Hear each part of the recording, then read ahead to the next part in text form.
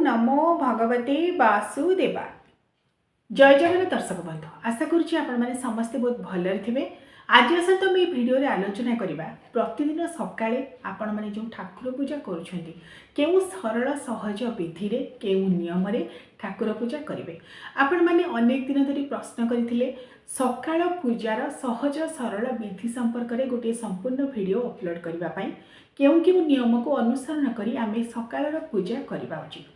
कारण ठाकुर पूजा कथा जदि आमे आलोचना करबा आमर शास्त्रीय विधि अनुसार अनेक नियम रही, अनेक मंत्र रही। मात्र गृहस्थ जीवन में समस्ते सबुबले सदा सर्वदा सबु विधि को अनुसरण करी एवं शास्त्रीय विधि अनुसार सबुबले ठाकुर पूजा करने समस्त हुए तो संभवपर हो न पारे। मात्र पूजा तो करने को पड़ो, कारण पूजा अर्थात जाग्रत करवा। क्या जाग्रत करेंगे? देवी और देवता को जाग्रत करी तांकर कृपा दृष्टि पाइबा सहित निजको मध्य जाग्रत करने को पड़े, निजर अंतःकरण को जाग्रत करने को पड़े। जो घरे प्रत्येक दिन पूजा होता है से घरे गोटे आध्यात्मिक वातावरण विराजमान करें। देवी देवता संतुष्ट होती, आध्यात्मिक ऊर्जा जाग्रत होगा कारण आम जीवन मध्य सरस सुंदर मधुमय हो उठे। से गृहस्थ जीवन में विशेष भाव में सकाळ पूजा को गुरुत्व दि जाएगी। एमितिरे तो सकाळे भी पूजा करें, संध्या बेले पूजा करें, रात्र पहुट समय भी पूजा करें, तीनोटी समय आपण मैंने पूजा करें। मात्र साधारणतः सकाळ प्रातः कालर पूजा विशेष गुरुत्व बहन करें। कहीं प्रातः काल आपण मैंने ब्रह्म मुहूर्त पूजा करें। यही समय परिवेश एपरी थाए जद्वारा गोटे सकारात्मक आध्यात्मिक ऊर्जा सृष्टि होबारे ताहा सहायक होता है। देवी देवता कृपा मिलता है। से आम शास्त्रीय विधान अनुसार वैदिक विधान अनुसार ब्रह्म मुहूर्त एवं प्रातः काल पाखापाखि सकाळ 7टा 8टा मध्य सकाळ पूजा सारिबा को निर्देश दि जाएगी। तेज दर्शक बंधु ए संपर्क में तो केतोड़े वीडियो मु अपलोड कर मो चैनल रे किपरि भाव में केउ विधि को अनुसरण करी आपण माने पूजा करेंगे। आज आसंती वीडियो रे हम आलोचना करबा ठाकुर पूजार क्रम संपर्क में केउ सहज सरल विधि नियम को अनुसरण करी केउ क्रम रे आपण माने जिते सकाळ पूजा करुछंती ताहा करेंगे। दर्शक बंधु प्रथम कथा होउछि आपण माने जिते ठाकुर पूजा सकाळे करुछंती सकाळे आपण माने स्नान करि नेबे। सूर्योदय पर प्रथमे सूर्य देवता को आम जल अर्घ्य देवार विधि रही। तुलसी चौरा को जल अर्घ्य दे वंदापना कर पूजा कर विधि रही। तेज सर्वप्रथमे कौन करेंगे? आपण मैंने सकाळे जितेबाला स्नान करेंगे, स्नान कर सारा पर मन रखिए केवे भी ओदा वस्त्र पिंधि देवी देवता पूजा करेंगे ना। यह शास्त्रीय भाव में निषेध करा जायछि। सदा सर्वदा स्वच्छ वस्त्र पिंधिबे, सुखिला वस्त्र पिंधिबे, शुद्धपूत वस्त्र एवं ठाकुर पूजा करने निमित्त स्वतंत्र लुगा रखिथिबे। आपण माने जो लुगा को दिन सारा पिंधुचंदी सेही लुगा को पिंधिबे नहीं, गोटे स्वतंत्र लुगा रखिथिबे। सही पूजा समय रे ही सही लुगा को पिंधिबे। ठाकुर पूजा समय केउ लुगा पिंधिबा उचित ए संपर्क में गोटे वीडियो में अपलोड करी। जेपरिक आमर केतोड़े निर्दिष्ट नियम रही। ठाकुर पूजा करने समय आपण माने पोड़ा दाग थिबा लुगा, चिरी जाइथिबा लुगा, अत्यंत मैला लुगा एसबू लुगा को पिंधिबे नहीं। स्वतंत्र भाव में गोटे लुगा रखिथिबे।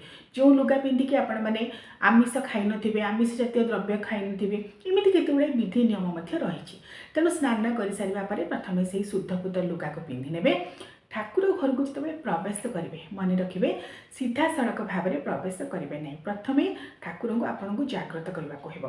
सेतिपई आपण माने 3 थर भाव में यहीपरि ताली बजै पारिबे। ठाकुर घर प्रवेश करने पूर्वर बा गोटे छुटिया घंटी रखिथिबे। जो घंटी मधुर स्वर आसुथिबो, बेसी कर्कश शब्द आसुनथिबो, से घंटी को 3 थर हल्का भाव में बजेबे। ठाकुर घर भितर प्रवेश करने पूर्वर कबाट पाखरे बा द्वार पाखरे। यह द्वारा कौन हम आम जपरी आमर मनीष जीवन में आम जिते क्या घर को जाऊ बा कहार घर मध्य प्रवेश करूँ गोटे सूचना दे था। आपण मैंने यह द्वारा सूचना देवे प्रभु को जो प्रभु आपण पूजा निमित्त मुझे घर मध्य को प्रवेश करुँच। मन मध्य भावना रखिए हे प्रभु जेहेतु मुझे पूजा करने को जाऊँगी आपण मैंने निद्रारू जाग्रत होगा हूँ। प्रथम आपण मैंने प्रभु को जाग्रत करने मन मध्य प्रार्थना करेंगे, हल्का घंटी बजेबे कि 3 थर ताली बजेबे। आपण मैंने देखिथे पूजारी जितेबाला मंदिर मध्य को प्रवेश करती मंदिर प्रवेश द्वार पाखे 3 थर ताली मारी प्रवेश करते तेणु 3 थर ताली मारे नचेत गोटे छोटिया हल्का घंटी को 3 थर बजेबे तापर ठाकुर घर मध्य प्रवेश करेंगे नमस्कार करेंगे ठाकुर को प्रभु निद्रा जाइए कारण रात्र में आपण मैंने पहुड़ पकईथे अनेक लोग पहुड़ व्यवस्था करते ना मात्र पहुड़ व्यवस्था करने निहाती जरूरी आपण मतलब ठाकुर को जागृत कराऊँ धूप समय भोग दौरान पूजा करुँच रात्र में पहुड़ पकड़ा व्यवस्था निश्चित भाव में करेंगे तेणु ठाकुर घर प्रवेश करने प्रथम ठाकुर घर झरका को खोलीदेवे सूर्यकिरण पड़ो ठाकुर या द्वारा आहरी आध्यात्मिक ऊर्जा सक्रिय होता है और ठाकुर घर को भल भाव में परिष्कार करदे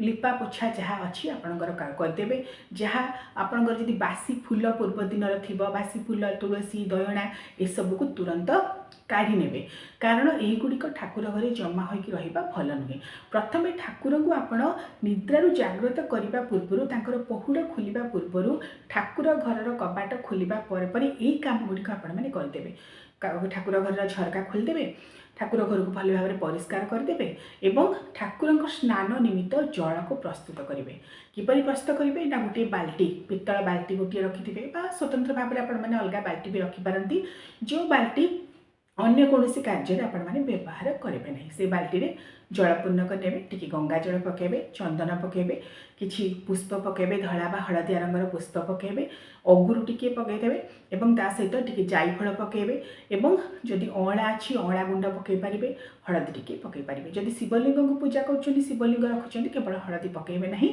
अन्य सब ठाकुर स्नान करने निमित्त हलदी पड़ पार विशेष भाव में देवी को जदि रखिंट हलदी पकई स्नान करेंगे नचेत गोटे बाल्टी जल नहीं ये सब गुड़िक परिपूर्ण करी पृथक पृथक भाव में गोटे देवता स्नान पाई गोटे देवी स्नान पाई अलग करके रखिने दर्शक बंधु घर ठाकुर पूजा आरंभ करने पूर्व प्रथम विधि हूँ सूर्यदेव को जल अर्घ्य प्रदान करवा सूर्यदेव को जल अर्घ्य आपण मैंने घर बाहर ही देवे छात उपरे बा घर बारंडारे बा खोला स्थान में जो सूर्यकिरण पड़ुथिबो सेटारे ही सूर्यदेव को जल अर्घ्य देवे 3 बार देवे पूर्व दिग को मुख करी गोटे तंबा लोटा नेबे से जल गंगा जल पूर्ण करने किसी लाल रंगर पुष्प किसी अक्षत कुश एसबू को नहीं सूर्यदेव को प्रथम ओं घृणी सूर्याय नमः ओं जबा कुसुम संकाशं काश्यपेयं महाद्युतिं ध्वंतारी सर्वपापघ्नं प्रणतोस्मि दिवाकरम् उदये ब्रह्मणे रूपं मध्याह्ने तो महेश्वरम् अस्तमाने स्वयं विष्णु त्रिमूर्ति च दिवाकरः ओं सूर्यदेवाय नमः ओं सूर्यनारायणाय नमः यहीपर जहाँ मंत्र आपण जानते ताको उच्चारण करी सूर्यदेव उद्देश्य प्रथम जल अर्घ्य देवे कारण सूर्य पूजा बिना अन्य कौन पूजा कले देवी बा देवता से ही पूजा ग्रहण करना गोटे आमर विश्वास रही तेणु प्रथम सूर्य पूजा है सूर्योदय पर तापर तुलसी पूजा वृंदावती को पूजा करेंगे 3 बार जल अर्घ्य देवे 3 बार तुलसी चौरा मूले जल देवे टी चंदन देवे सिंदूर देवे एवं परिक्रमा करेंगे 3 बार भोग नैवेद्य भाव में सुखिला फल कोरा लड्डू आपण मैंने माँ तुलसी को देपारे यही 2टी पूजा सरिबा परे घर भितर ठाकुर पूजा आरंभ कर दर्शक बंधु जितेबाला पूजा आप आरंभ करेंगे आगुरी तो स्नान जल ठार आरंभ कर सब प्रस्तुत कर रखिथे कारण पूजा समय ताहा सहज हो प्रथमे आपण मैंने कौन करेंगे ये जो सूर्य पूजा तुलसी पूजा पूर्व प्रथम निज शरीर में 3 थर जल को छिंची नहीं तुलसी पूजा समस्ते करेंगे जाति धर्म वर्ण निर्विशेष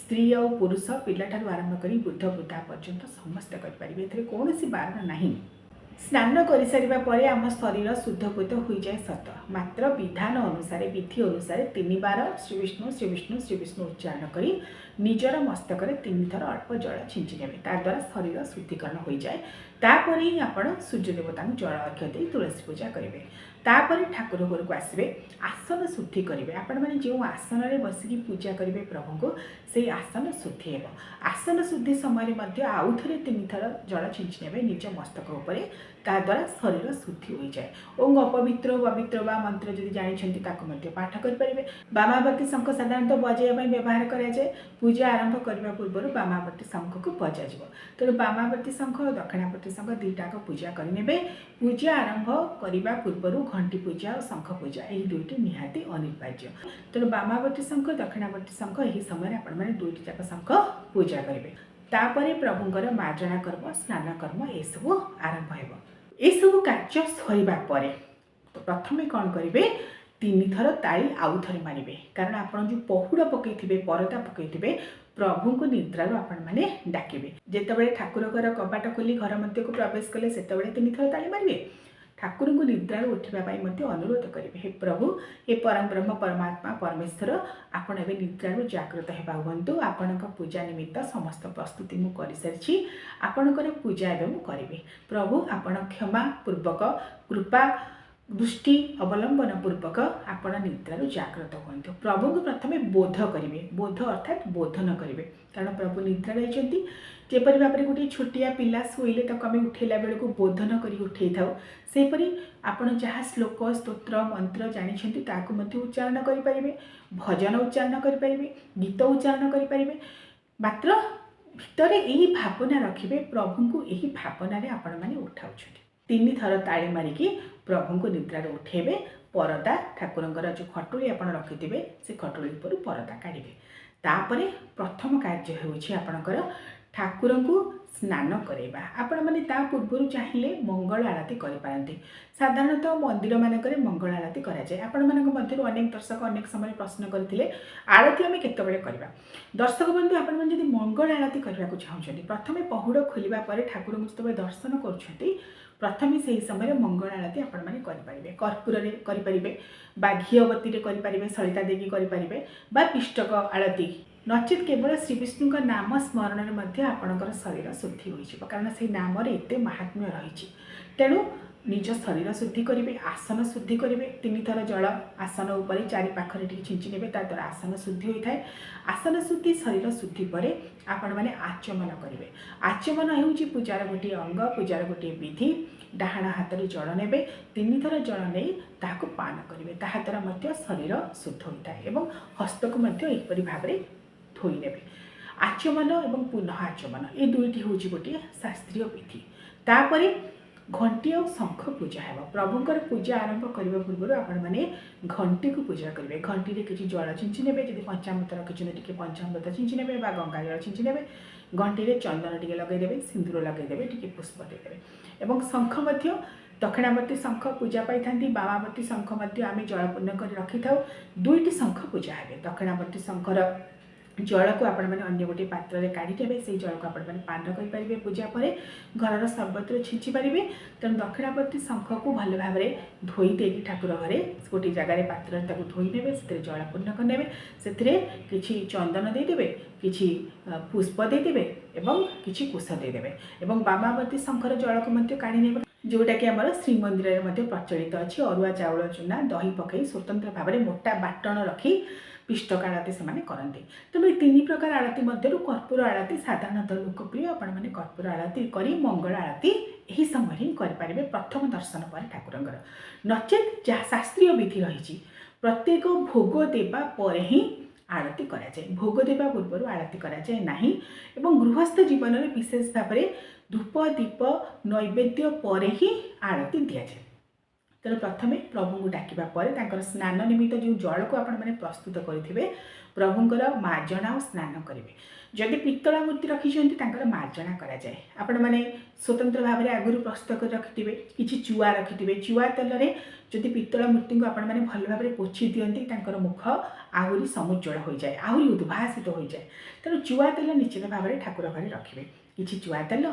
चंदन कर्पूर बा केसर टिके रखिथे एसबू को मिसाई प्रभुंर मार्जना है देवी मूर्ति जब रखिंट माँ लक्ष्मी मूर्ति बा माँ बनदुर्गा मूर्ति टिके हलदी गुंड और टिके अमला गुंड पकई प्रथमे मार्जना करेंगे तापर आपण मैंने स्नान कराइबे साधारणतः विशेष दिन मानक आम प्रभुंर पंचामृत स्नान कर पित्तल मूर्ति जब रखुंट निहाती भाव में पंचामृत विशेष दिन मानक स्नान कराए जो दिन आपण मैंने चाहिए भी स्नान करें प्रत्येक दिन आपण मैंने क्षीर टिके पानी में मिसेक स्नान करें से गंगा जल मिसई नचेत केवल जल और गंगा जल ही स्नान करें मस्तकरू पाद पर्यंत प्रभुंर जल को ढाई भल भाव में गोटे पित्तल थाली ने पित्तल पात्र उपरे बा तंबा पात्र भी नहीं पारती ताहा उपरे प्रभुंर मूर्ति को रखी भल भाव स्नान कराइबे स्नान कराइबा परे भल भाव श्रीअंग को पोछीदेवे, प्रभु को वस्त्र देवे।